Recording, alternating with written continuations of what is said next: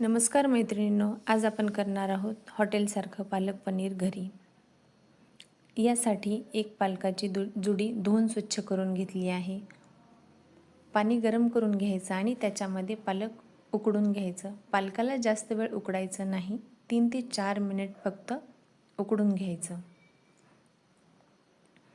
यासाठी लागणारी ग्रेव्ही तयार करूया। त्यासाठी मी 2 कांदे चिरून घेतले आहेत। लाल होईपर्यंत तव्यावर परतून घ्यायचे।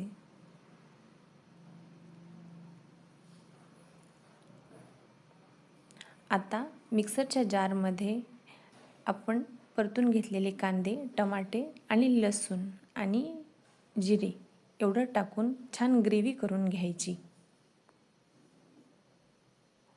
आपण उकडलेला पालक थंड झाला आहे, त्यात 4 ते 5 हिरव्या मिरच्या, मीठ टाकायचं आणि भाजीसाठी प्युरी तयार करून घ्यायची। प्युरी तयार आहे। कढईमध्ये तेल तापलं आहे, जिरे टाकायचे, तेजपत्ता टाकायचा। आपण तयार केलेली ग्रेव्ही टाकायची आणि चमच्याने छान परतून घ्यायची। तेल सुटेपर्यंत चांगली परतून घ्यायची।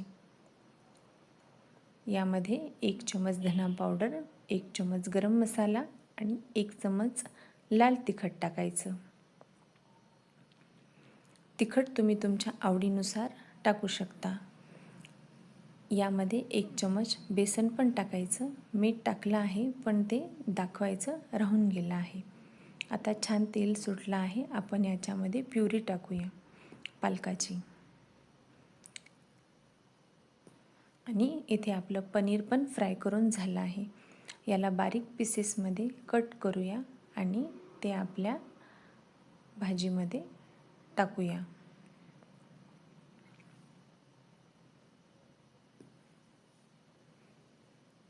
याला छान उकळी आली की 3 ते 4 चम्मच क्रीम टाकूया। मी घरच्याच दुधाची साय काढून ठेवली होती आणि ती छान फेटून घेऊन टाकली आहे। कसुरी मेथी टाकूया आणि आपलं पालक पनीर खाण्यासाठी रेडी आहे। पहा, हॉटेलसारखा रंगही आला आहे आणि थिकनेस पण आला आहे। धन्यवाद। अशाच रेसिपीसाठी